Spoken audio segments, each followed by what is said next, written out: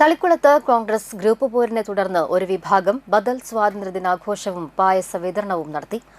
കോൺഗ്രസ് ദേശീയ സെക്രട്ടറിയുടെ ജന്മനാടായ തളിക്കുളത്ത് കോൺഗ്രസിലെ ഗ്രൂപ്പ് ഭിന്നത വീണ്ടും പരസ്യപ്പോരിലേക്ക്. തളിക്കുളം സെന്ററിൽ ജനപ്രതിനിധികളും മുൻ ഭാരവാഹികളും ഉൾപ്പെടുന്ന കൂട്ടായ്മയുടെ നേതൃത്വത്തിൽ സ്വാതന്ത്ര്യദിനാഘോഷവും പായസ വിതരണവും സംഘടിപ്പിച്ചു.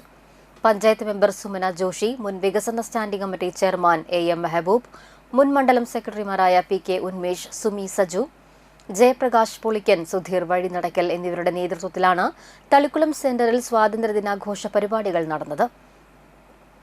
കഴിഞ്ഞ തദ്ദേശ സ്വയംഭരണ തിരഞ്ഞെടുപ്പ് കാലത്തുണ്ടായ അഭിപ്രായ വ്യത്യാസങ്ങളാണ് ഇപ്പോൾ വീണ്ടും മറനീക്കി പുറത്തുവരുന്നത്.